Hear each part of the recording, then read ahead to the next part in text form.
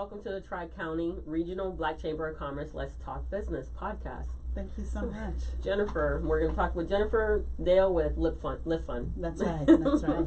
And I'm Tabitha Barron, your host for today. Thank you so much, Tabitha, for having me. Oh, no worries. I am so excited about talking to you about everything that's going on. But first, we got to thank our sponsors, right? Our proud sponsor, Southwest Airlines, proud air travel sponsor of Tri-County Regional Black Chamber of Commerce, and Primcore Solutions, a business solution. So I also want to remind everybody that we're doing a trivia. Mm-hmm. So we have 15 minutes to get the right answer from whoever calls. Okay. And I'll go ahead and give the question in about 5 minutes. Awesome. So we're going to figure it out, but we're going to learn a little bit about you and what you've been up to. Awesome. So yeah, I'm here in part just to kind of celebrate the fact that I was just named as the Vice President of the Eastern Region for LiftFund. Congratulations. Thank you. I'm super excited because, and this region actually aligns really well with the region that the Tri-County Black Chamber covers, because I'm everything from Matagorda and over to the border of Louisiana and then all the way up the border of Louisiana to Arkansas. So we cover a really big territory. A lot of people think we're just Houston, but no, we actually cover about 61 counties. So 61 counties. Yeah. Well, that's awesome. Look, we know where to find you. We just got to reach out one, and they'll send us to where we need to go. That's right. That is awesome. Mm-hmm. So what made you get into LiftFund? You know, the interesting thing was, I started working at LiftFund when I came back from Guatemala. When I was living in Guatemala, one of my deepest experiences or learnings, if you will, was just watching people work so hard to form small businesses, to do something on their own, because opportunities for formal employment are kind of few and far between. And so there is a real spirit of entrepreneurship there, and there is very, very little support in terms of organized structures.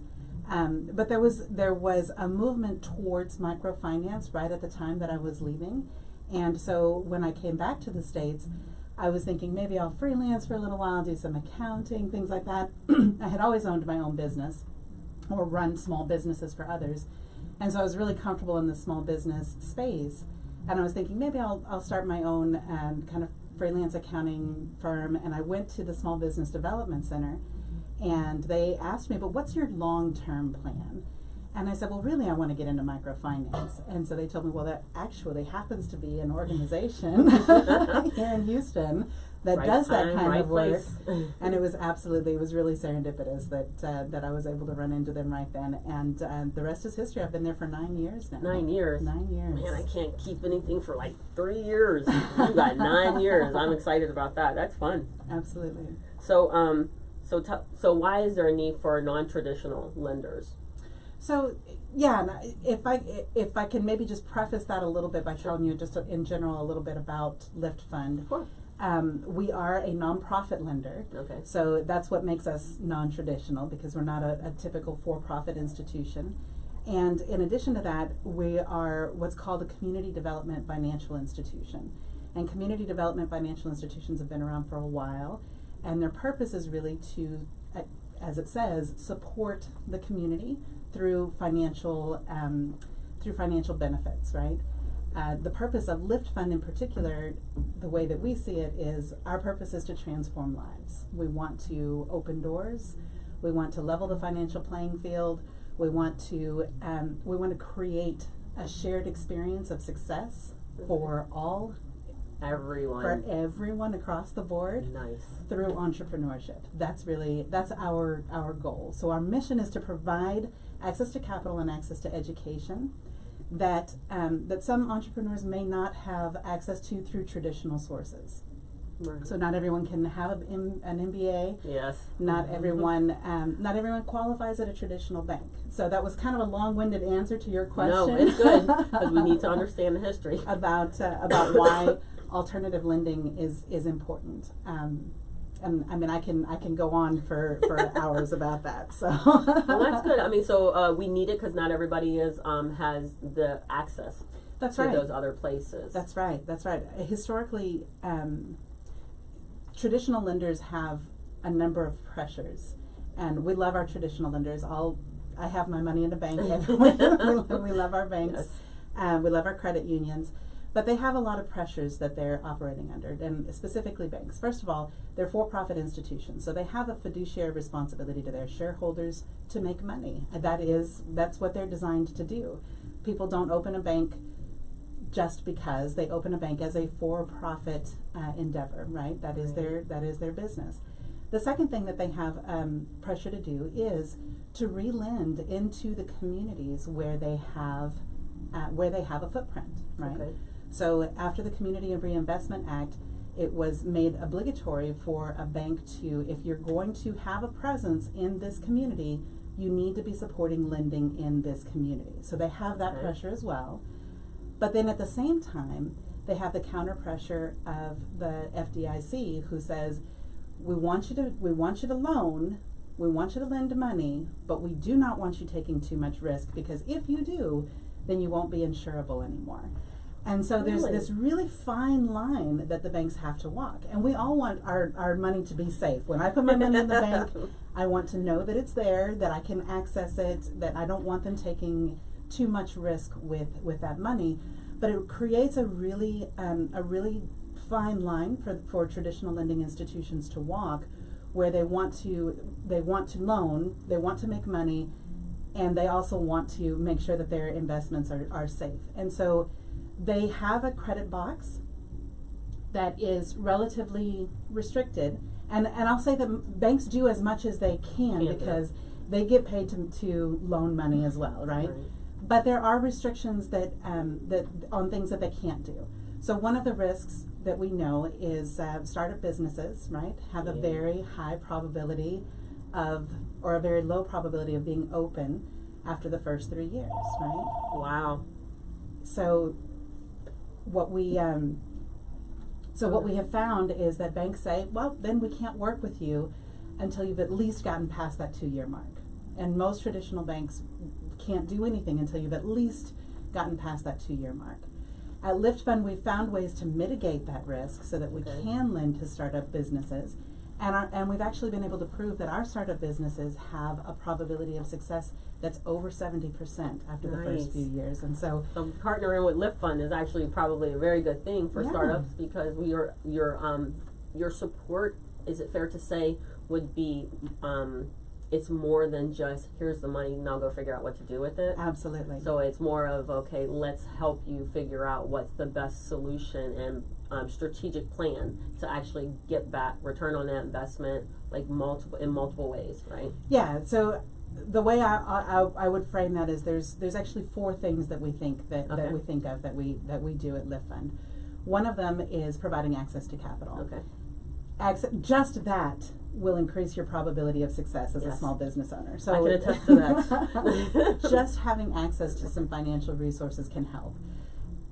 The second thing that we do is we provide access to education. So we work with a number of other community partners to provide classes or courses or trainings, or to provide ongoing technical assistance.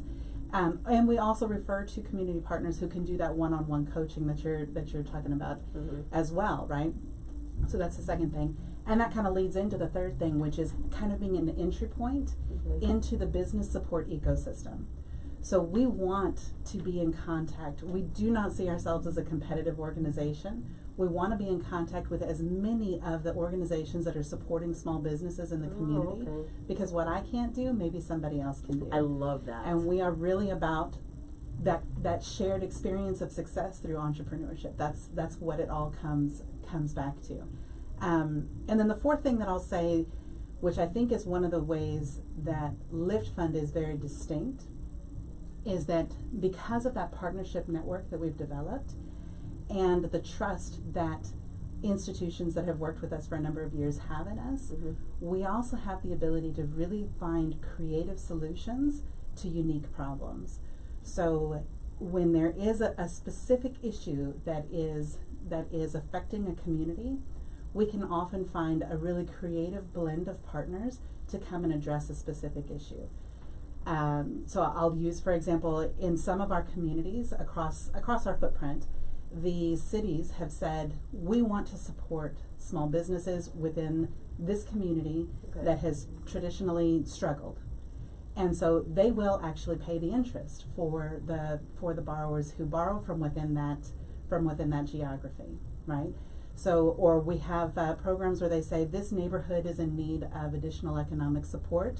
So we can build programs that will help to support a specific either demographic or community or address a specific issue. Here in Houston, after Hurricane Harvey, we gave out almost $7 million in loans to small businesses that were affected after the hurricane. And so it was a real opportunity for us to come together with a group of partners and address a specific need. So that's really good to know, because if we think about it, that was a very trying time for a lot of us, and individuals and families as well as businesses. That's right. And if you were able to come out there and help all of those people, I'm pretty sure that they were very, very appreciative of that effort. It's amazing because we know that those businesses are often more challenged than if your business was flooded, you have a recovery that if your business had not been flooded, you would have been on a different growth trajectory, right? Yes. But even though they've had that recovery challenge, those loans have actually paid better than our standard portfolio, and I really think it goes back to just the appreciation of you were there for me when I needed you. I'm going to be there for you to repay this loan. So there's a real connection there. I agree. I think that is a really good point, because I would anybody who supports me, and you support me through the harder times. That's right. Absolutely, I'm staying with you. Yeah. And I'm like, I'm gonna come. You're the first one that gets paid. Yeah, I'm like, what? I can't pay anybody else, but I'm gonna pay you back because oh my gosh, you did something that nobody else would do. So that's actually a very good thing. It was a really phenomenal learning for us. That. Yeah. I love that story. That's pretty cool. Okay, so I'm gonna go ahead and give one of the trivia questions. Sure. So let's see. We're talking about fund money today. So let's see which one. Okay, so I got it. So the question comes from our book that you can get. So Black Business Book that's available on our website. And so I'm going to give she wants me to give the page number. I don't know. Okay. I don't know. Maybe I'll give the page number today. But so so we're going to do the trivia. We get a $100 bill. They can come and pick it up at the county. Nice. And our first sponsor is Jayco Transportation. And so we are actually, so I'm going to read this one. It says, name the 4 black colleges founded the same year the Civil War ended. So there we go. So I gave you an easy one. So we're waiting for a caller. You got 15 minutes to call us at 832-303-4788. And the question again is, name the 4 black colleges founded the same year the Civil War ended. All right, 15 minutes. Clock is ticking. Are you going to give them the page number? No, you're going to make them look for it. I think I'm going to make them look for this one. I don't think I'm going to give them the one. I'll give them the next one, but won't give them this one. All right. So we'll wait and see. But yeah, so that was a really good story. I guess for a lot of people who actually try to go to LiftFund for support and help, you know, I've had friends who have actually said, I think you should just go and take a look. And I'm always very apprehensive to go and have that conversation. So I've seen the flyers, the 4 C's, you know, and different things. But what type of programs or products are you able to is most common to give to small businesses? Okay. Because I think that one's one that we're all. So for me, when I would go to LiftFund, I don't know that. When I go, I'm like, I don't know what product I'm supposed to go for. Yeah. You know, and so I think even going into a traditional lender, when we go there, we know that they're going to sell us different products, right? Or they're going to steer us that way. But we're so very uncomfortable. I own it as mine, right? I'm very uncomfortable with them trying to guide me in a way that they see, only because sometimes it's not in an alignment with what I'm looking for. And I'm very afraid of just taking on that type of responsibility to pay back all that money to somebody who's very, very, very strict. But so what products do you suggest for small businesses that actually get over the 3-year hump and that would be in line with LiftFund? So I'm going to answer that question in a couple of different ways, if you don't mind. First of all, I want to address the apprehension, because I think that's a really, really really key observation that, I mean, that is something that really affects our small business owners, and it's more comfortable for us to try to bootstrap it. That's what our culture tells us is the most appropriate thing. You're not supposed to need help. You're supposed to be able to do, and debt is always bad, and you know, and lenders are out to get you. If they're not turning you down, then they're tricking you into something, they don't and like you. they're, you know, and they're judgmental, and all of those. So all of that, those apprehensions, I want to address that part of it first. And one thing that I like to remind people is that every lender out there actually gets paid to make loans. So we want to help. We do want to help, but we get paid to make responsible loans as well. The other thing that I'll say along that line is, when a lender is evaluating your business, what they're really evaluating is your opportunities for success and the challenges that you might be facing. That's really important. Awesome. Is this yeah, I think we're going to get a winner. Woo-hoo. All right, let's see. Hang on. Hello, caller. Thanks for calling. What's your name? Dave Taylor. Hi, Mr. Taylor. How are you today? I'm doing pretty good. Okay, so you got the answer for me? Yes, ma'am, I do. Okay, go for it. The four black colleges that were founded the same year Civil War ended, Virginia University was founded in 1865. Bowie State University was founded in 1865. Atlanta University was founded in 1865. Charlotte University was founded in 1865. Awesome, you got them all. Yay! Yay! Thank you, Mr. Taylor. How are you today? I am great. Especially now that you won $100, right? winning money. Well, I thank you for your call, and I have you down for the $100. Thanks to Jayco Transportation, and we'll give you a call, or you can call later, and we'll tell you. Well, you know how to come and pick it up. Yeah. All right. Thank you for your call. Talk to you soon. Okay. Bye-bye. Okay.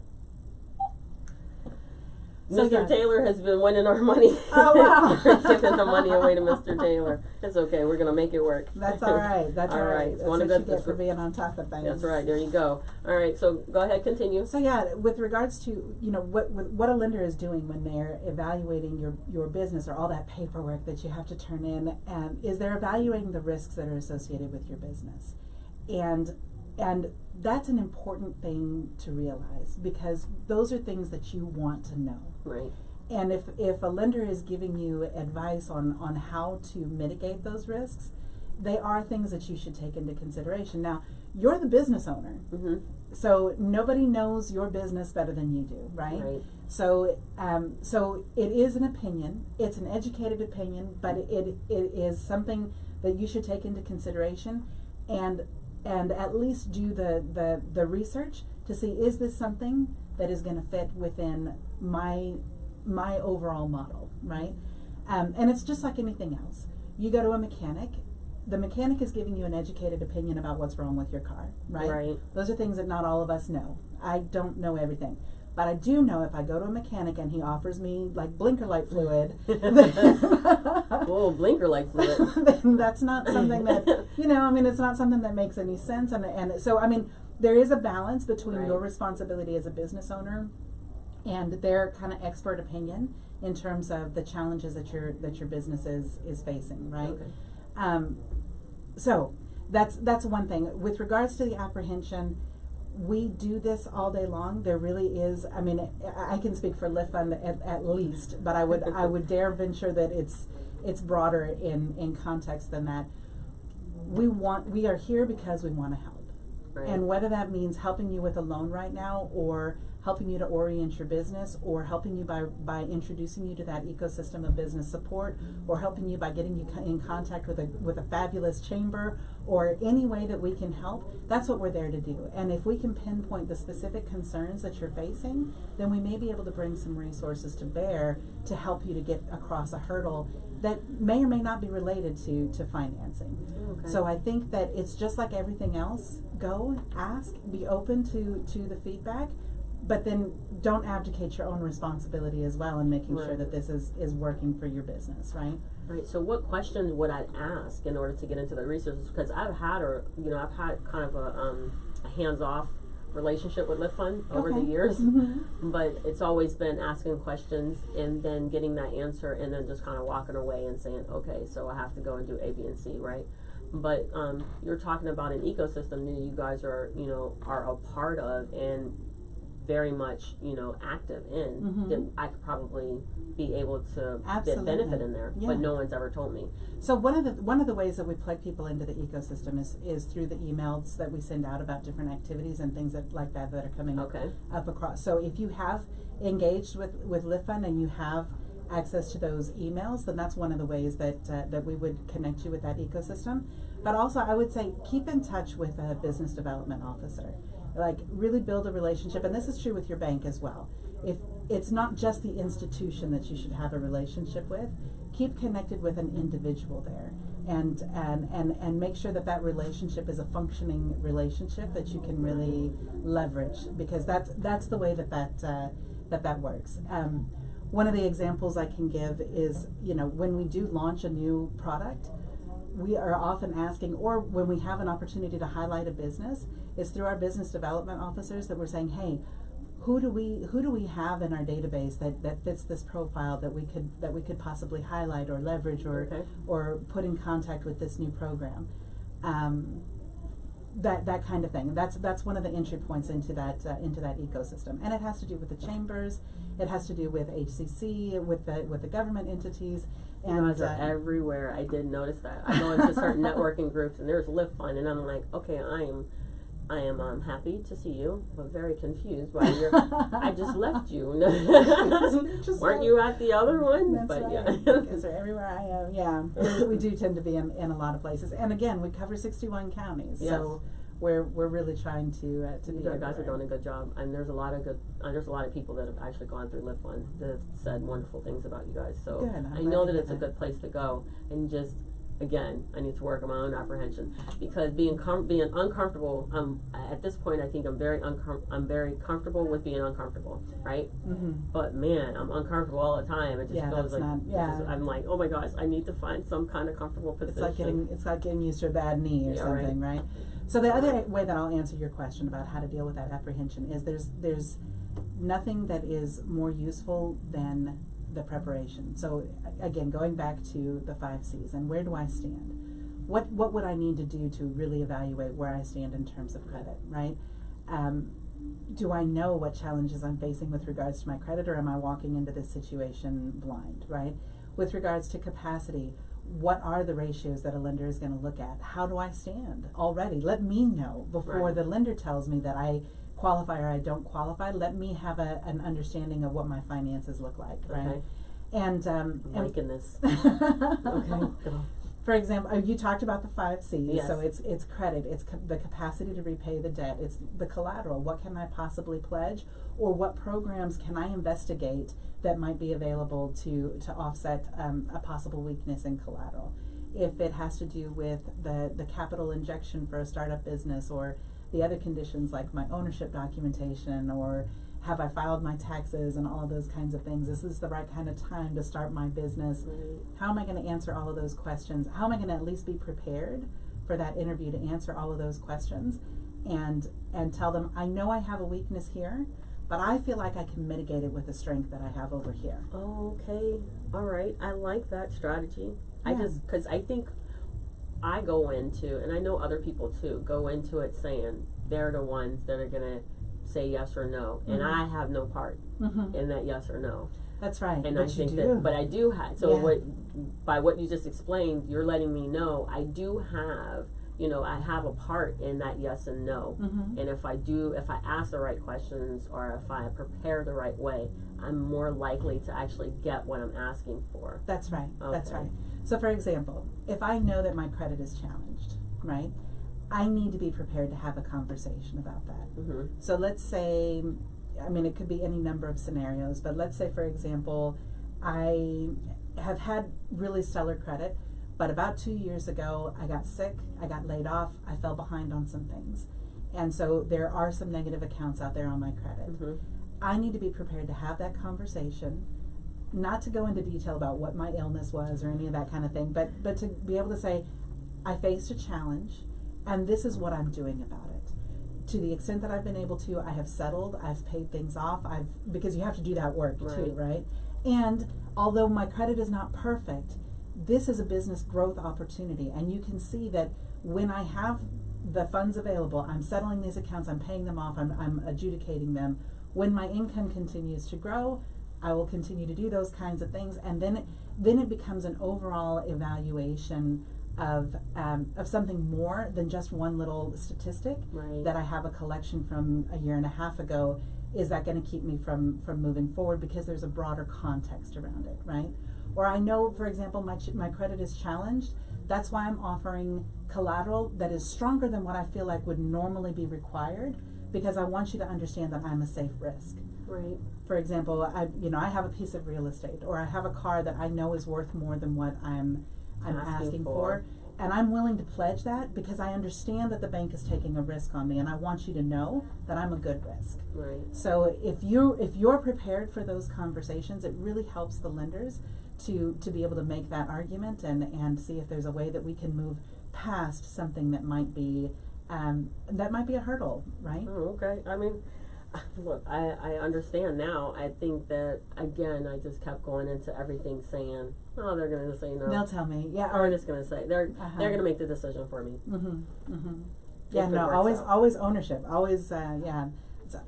I can't guarantee the results, but I can guarantee that you'll probably be in a stronger position, right? I understand.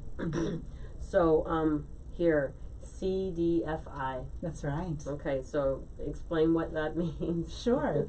So again, CDFI goes back to that concept of a community development financial institution. Okay.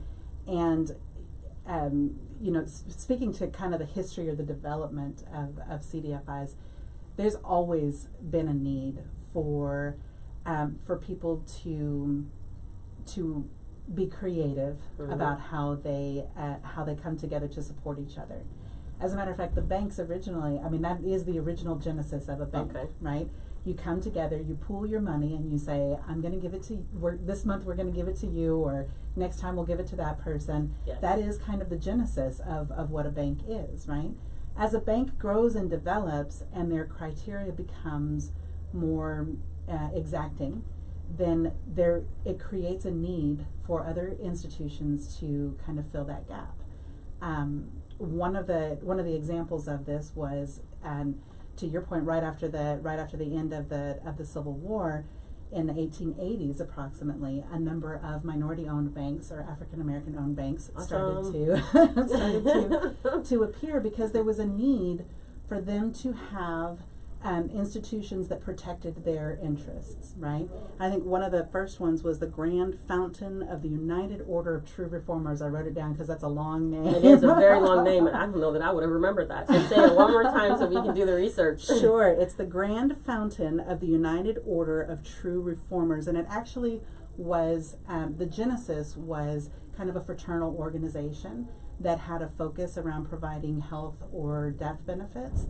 But William Brown, he really morphed it into something that provided a pretty full range of financial services to the African American community, and it was one of the largest and most successful businesses in that time period between like 1880 and 1910, 1912. So it was, but it was formed for that specific purpose, right? It was a group of people that wanted to come together to protect a particular interest.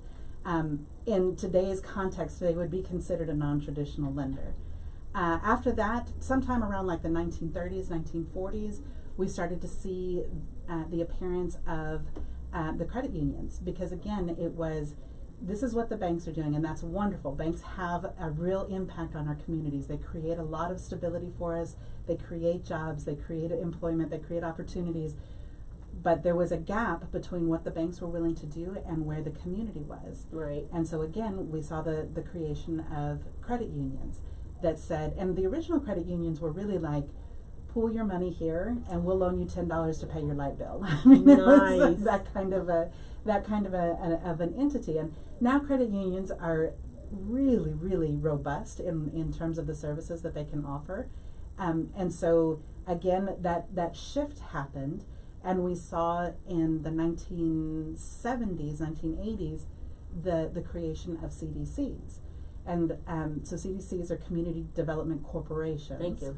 Because acronyms are cool, but if you don't know what they If mean, you don't know what they mean, then then just you're throw them out still there. stuck. That's right. So CDCs are Community Development Corporations, and they were created specifically, it was an initiative of Robert Kennedy in response to the practices of redlining that had specifically marginalized certain groups or certain areas. Yes.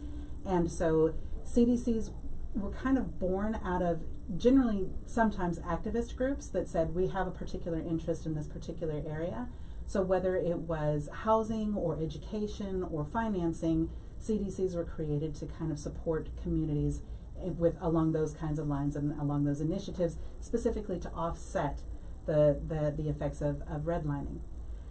But again, in the 1990s, we saw it wasn't necessarily, there wasn't a specific focus on finance. A lot of CDCs came out of activist groups, and so they had other areas of interest, like housing is a big one, right? And so CDFIs, Community Development Financial Institutions, were specifically created to do non-traditional lending and to support, no matter what the demographic, individuals who don't have access to banking from traditional sources. And all we do is lend money. That's all LiftFund does. We do the education as well, but we don't have deposits. We don't have any other credit card servicing or any of those other aspects that a traditional bank might have. All we do is the loans and the education. This is pretty cool. So Black History Month, and you just brought some really good information to us. So it turns out that, I understand the pooling part, and even today we still do have communities that actually still do that.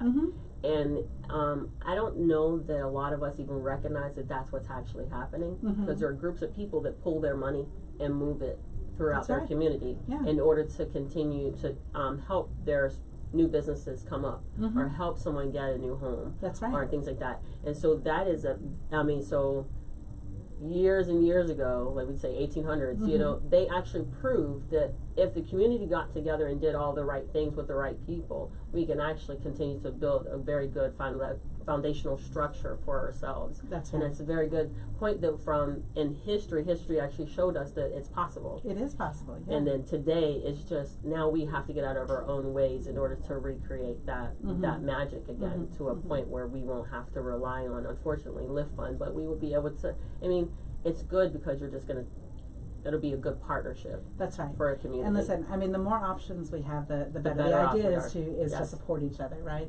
And what LiftFund does that makes us unique is that we have developed a risk model that is based on our customers. So what that means is we're not trying to say, because all banks have a risk model, right? And that risk model tells them, yes, people are going to qualify, no, they're not going to qualify. But what LiftFund does that is a little bit different is that we have a risk model that is based on people who are not traditionally bankable. Right. And it's a very unique risk model, and it's one of the services that we also provide to other CDFIs, and as they're developing, is the ability to tell statistically what the risks are associated with different industries, with different businesses, with different times that they've been in business and tenures, so forth. So that allows us to be very successful, even though we work with much higher risk customers. We have a very high repayment rate. So I'm going to give you an example. I was going to say, okay, look, what on earth is happening now?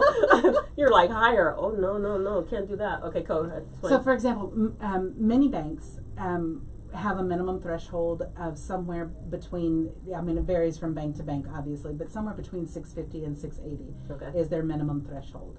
That's the minimum threshold for our very highest tier. Okay. And our average credit score is really somewhere around the 590 range. Okay. So we work with credit challenges. But we work with them in a way that is safe for the borrower and safe for us. Right? All right. Okay. I can do that. I'm okay with that because there's a lot of people that, because they started businesses and things like that, that there's not enough financial education for us to understand what we were not supposed to do, and we did a whole bunch of things thinking that we were doing the right things, and we turn out and we blow up our own stuff to make the one thing survive, only to find out that one thing we allowed to blow up was the one thing that keeps us from being able to survive it. So it makes it a little bit more challenging. Yeah, I've had people who have come to us saying, well, listen, I focused exclusively on on helping my business to survive, so I didn't pay my mortgage.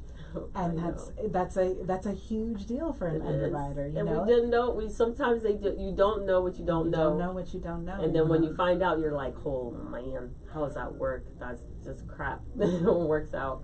So I'm going to go ahead and give out the reminders real quick. So reminder about the Business Choice Awards and Gala is February 29th, and it starts at 5:30. Awards start at 7 p.m. So go over to the website, tcbcc.org/events, to purchase your tickets.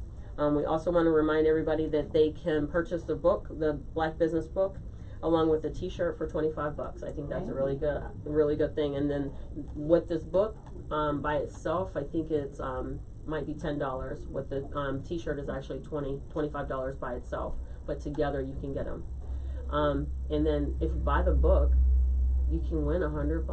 There you go. How easy is that? Every so podcast, I two know, opportunities. two opportunities to win $100. So right. Return on your investment immediately. That's how that will work, right? And so that's cool. So we give out $200 every podcast. So with 2 different sponsors. So, and we also have the monthly certification workshops up and running on the website, so you can go and sign up for those. And limited seating, always limited seating. So everybody needs to rush and go and do that now. So now we're gonna go ahead and give the next question. Okay, so ready for the next question? Banking. So this one is actually really about money. Okay, awesome. So where are we? Okay, so the question is sponsored by History 239 LLC. So the question is, give me the name of the America's wealthiest black man, who he was, and what did he launch first.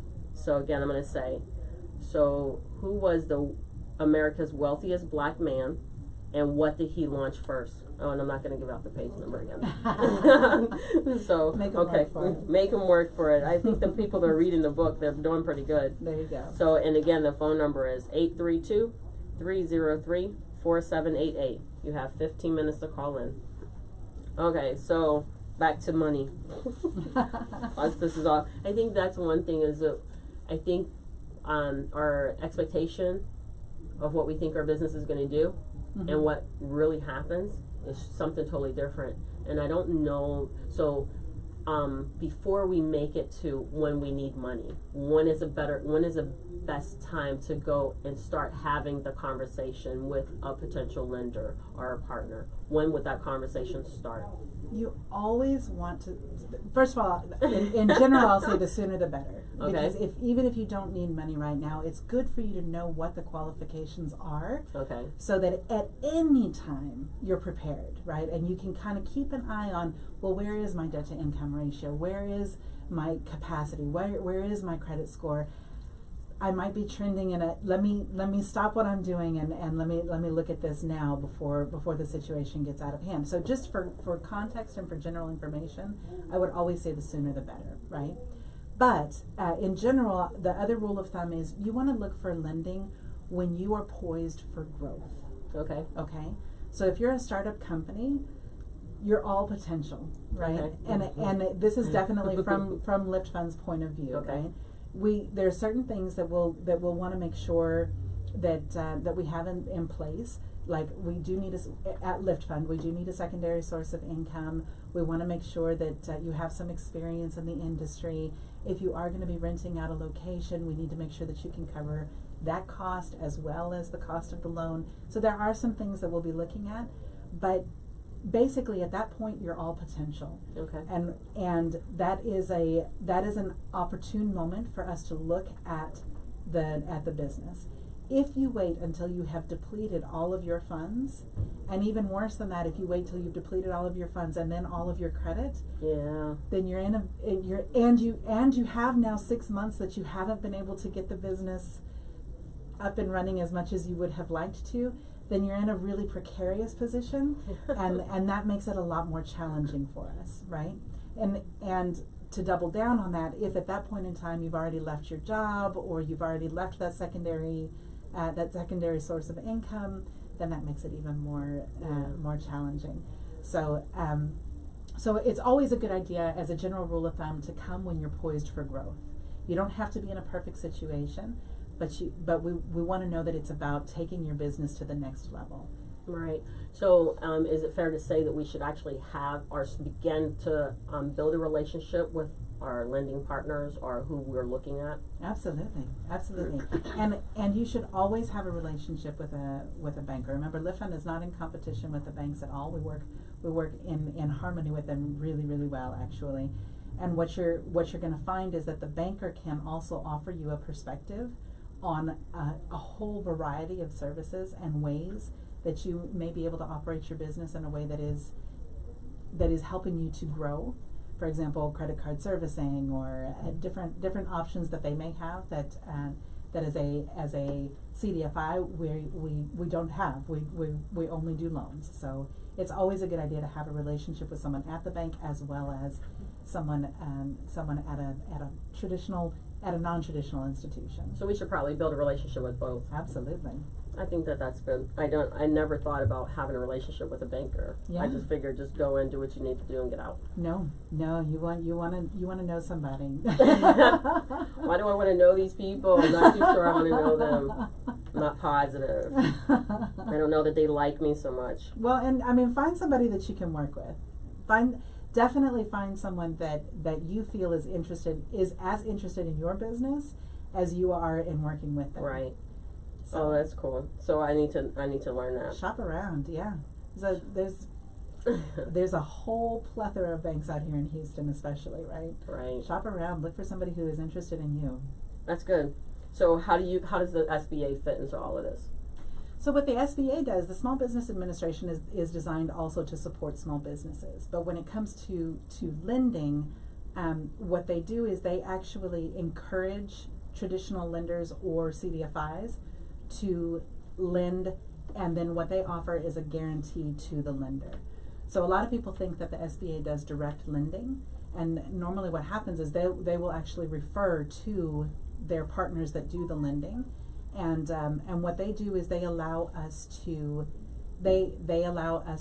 have that guarantee and to count on that guarantee in the case that we're taking a little bit of a different approach to the loan package than we would be able to under our normal guidelines. So for example, in our world, before we did SBA lending, we were capped at $50,000 unless you had real estate. Well, a lot of our small business owners don't have real estate, right? So with the SBA 7A Community Advantage program, we said we can now take any kind of collateral, including real estate, but we're not limited to only real estate. So it allowed us to be just that little bit more flexible. They also said that we could take the term out a little bit longer. The interest rate is a little bit less. The collateral restrictions are a little bit. So all of those things come together to make it a little bit easier for people to qualify, and a little bit healthier for our portfolio as well. Well, that's good. So you have a good relationship with the SBA. We do. So I think that you're considered a very good partner. I think I've seen that somewhere. I think so. You know, sometimes SBA, it can be a little funny sometimes. You know, I mean, the SBA is a wonderful organization who has a unique purpose in supporting small businesses. They are a government institution, so there's a lot of boxes to check off, a lot of I's to dot, and a lot of T's to cross. But if you can get yourself prepared for that, their products are actually really, really advantageous for small business owners. Really? The reputation that they have is that the products are tedious, that it takes time, and it does. It does. But if you're talking about a loan that might have a 10-year term, then a couple of weeks to gather the loan package. I mean, I can turn a loan around in a matter of days at LiftFund, right? if it's not going through the SBA Okay. program. However, if you're going through the SBA program, it may take a little bit longer because there's a little bit more detail to what they look at. But if you're talking about a loan that you're going to be handling for the next 10 years, these few weeks on the front end is really a small investment, I would say. And I know that at the time when you're waiting for the check, that's You're that's like, okay, hurry up. We gotta get there. Check the mailbox. Gotta get there. that's difficult. But I do think that understanding that we need to start earlier Mhm. to understand, because Mhm. I think that for me, for sure, it's almost like you get so busy and so caught up that you kind of, and then by the time you run out of the money, Mhm. you're like, oh my gosh, now I have to run and figure this out. But by that point now we're already like 30 days behind in things. Not necessarily because we've run out of complete money, but because if you look at it, if I have 30-day runway Mhm. and now I'm like, I only have 30 days Mhm. and now I need to go and contact someone and they may take 45 days to get everything taken care of. So it's just important to know that if we should start earlier and build that relationship, then that conversation, we know that when we come in, we're 100% prepared. That's right. And that's what we're looking for, right? That's right. So that makes a difference. I was at I gave a talk at an organization just the other day called Tendencias Houston, which is it's a woman. It's not a networking group exactly, but it's a group of women-owned business owners that get together with the idea of supporting each other. And the woman who invited us told the story of how we packaged her loan in just 8 days. But she told them as well, it's because when I walked in, I had everything ready. I turned it all in. I didn't know you needed that. Right I didn't know you there. needed that. So then we have to go back and forth, right? That's right, So when you're that's right. 100% prepared and you do it ahead of time, then we're likely to have a better outcome. That's right. And the other part of that is it's almost like the difference between health and medical care, right? I mean, if you're going to the doctor because now I'm sick, now I'm hurt, now I've had an episode, I've had a heart attack or something along those lines. All Take our right, we caller. got a caller. Woohoo! Yes. Hello, caller. Thank you for calling. What's your name? Dave Taylor. All right, Mr. Taylor. I should have just been like, okay, Mr. Taylor. All right. Okay, you ready? I don't wanna butcher his name too bad. Well, we have no choice because he's not here to say it for us. Go.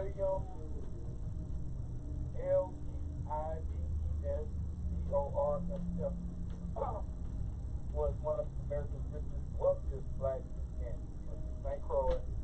He settled in New Orleans, neighborhood San Francisco, California. Cool. Cool. So what did he launch first? The building company.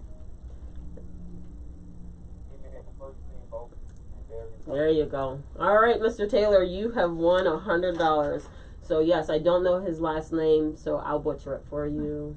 Leedsdorf.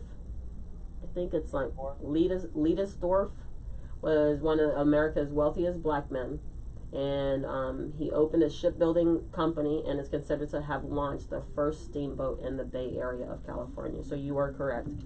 So again, you won $100, and so just remember, you just got to come and pick it up, and we'll be waiting for you. Okay? One thing I want to say, Sure.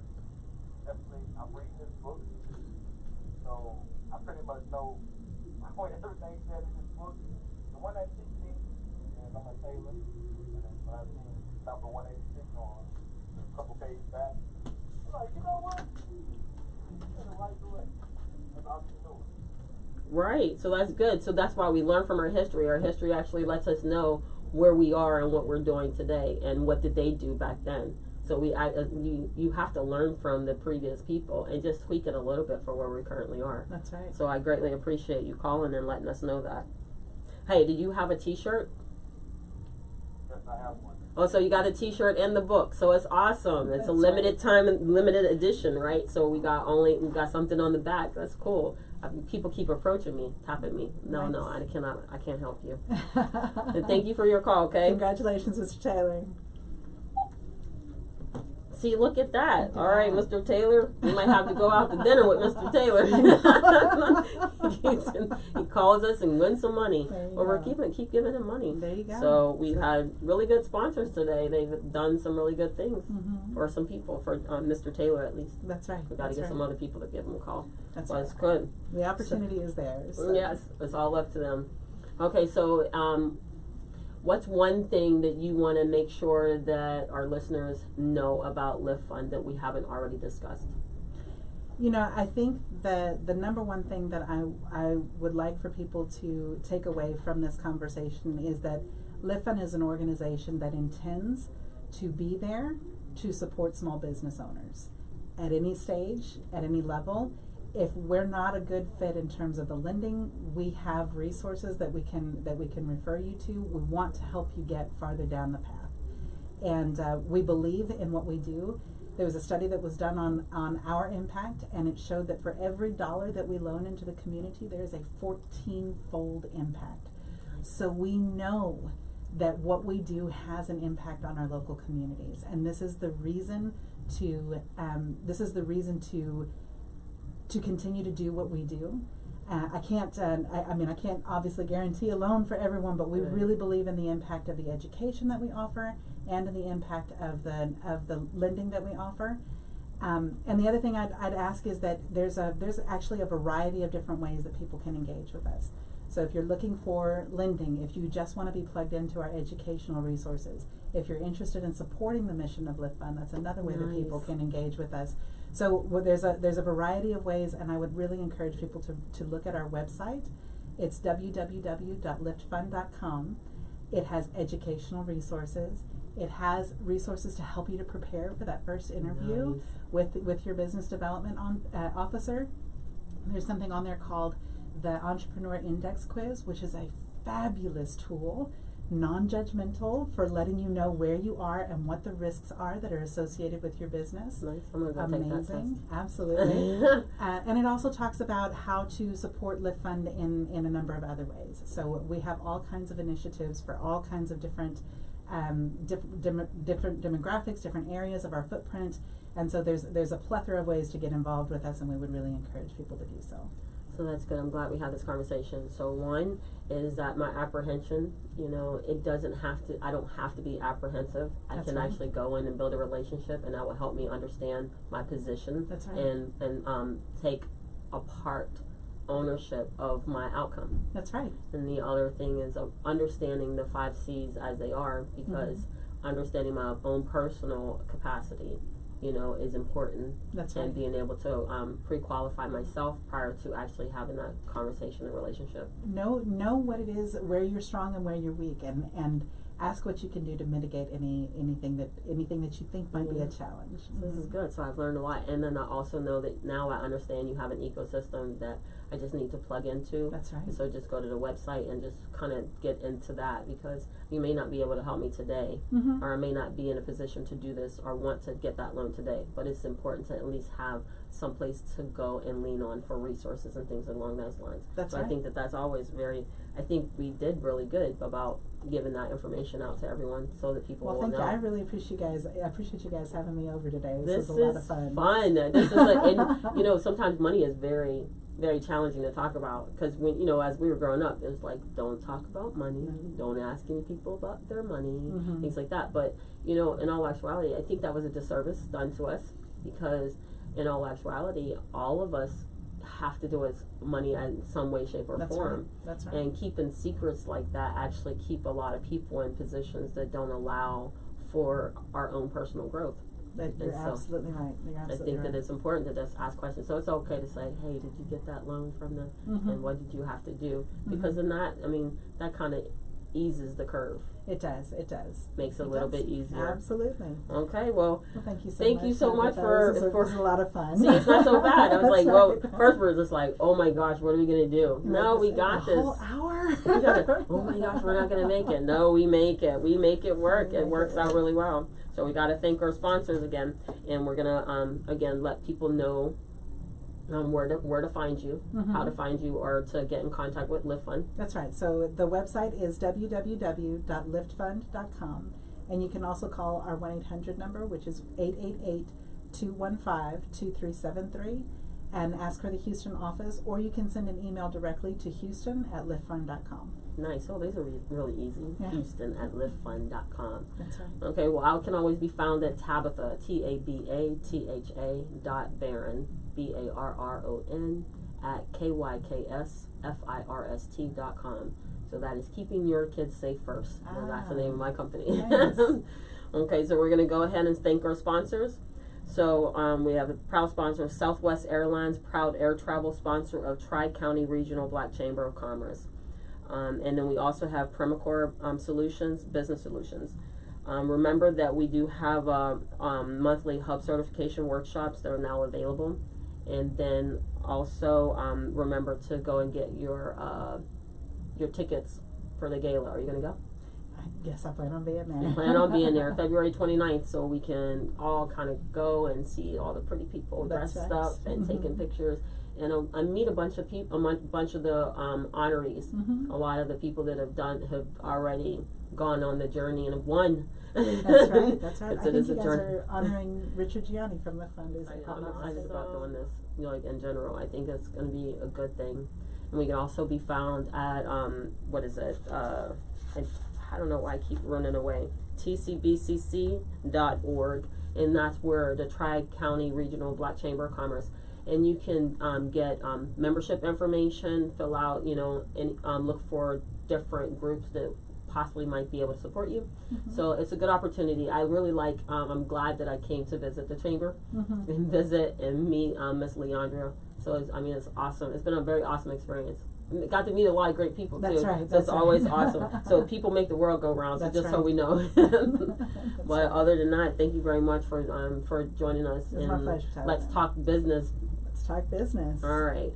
You have a great one. You too.